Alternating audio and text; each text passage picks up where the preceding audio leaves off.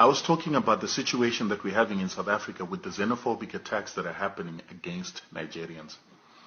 And I was saying that the problem that we have with this situation that is happening with Nigerians is a number of factors that influence it.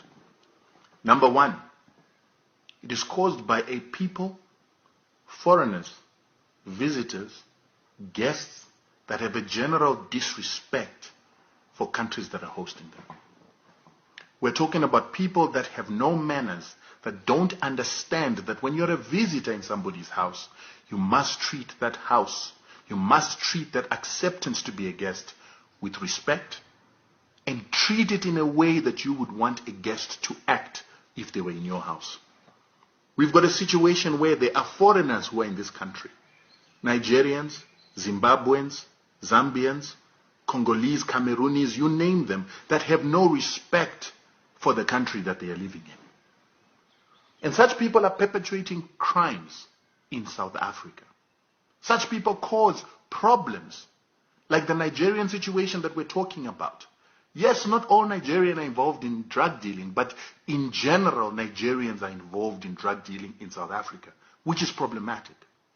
And it is totally unacceptable for a Nigerian to leave his country because of war and disorganization that is there, to come to South Africa and start causing havoc, destroying South Africa to become what it is that he's running away from. Totally unacceptable. It is totally unacceptable for a Zimbabwean to leave Zimbabwe, where he does not ever do crime because Robert Mugabe doesn't tolerate it, and he comes here and he starts hijacking, starts robbing, and starts doing fraud. It's unacceptable. It's totally unacceptable for a Nigerian to take South African girls, give them drugs, cause them to become addicted, and then make them prostitutes to serve him and to make him money. And this is happening endemically in all cities in South Africa, and the majority of people that are controlling these activities are Nigerians. Yes, South Africans facilitate this. The South African police are involved, they are corrupt, they take the bribes from these Nigerians and allow their South African children, daughters and sisters, to be utilized and abused by these Nigerians because of the love of money. However, the foreigner can never have an excuse to bring chaos into a country in which he is a guest. Another problem is greed. The love of money in the African, the love of money among us, that makes us throw away Ubuntu, to the extent that you can enslave a child, a black girl, a black child like yours, and make them a prostitute, is indicative of the manner in which we have lost our Ubuntu in Africa.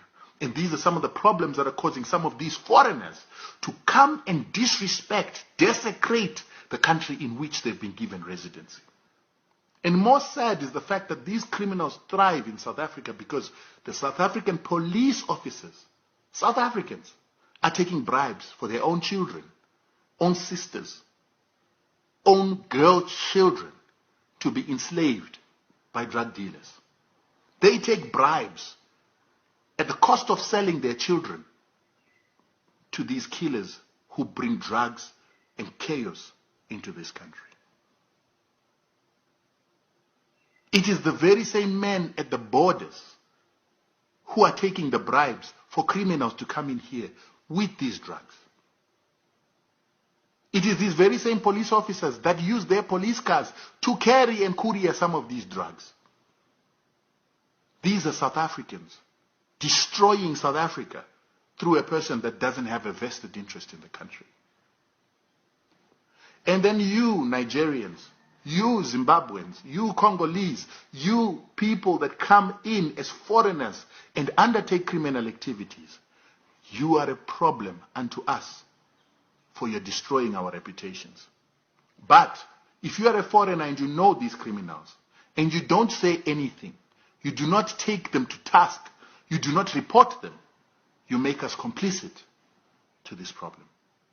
If we say South Africa is where we live and we care about the country, we must report any of our friends, brothers and sisters that undertake criminal activities. We must report the police officers that are taking bribes from these people. Because we cannot damage an Africa that we're trying to build together. And you, Nigerians, when you see a community starting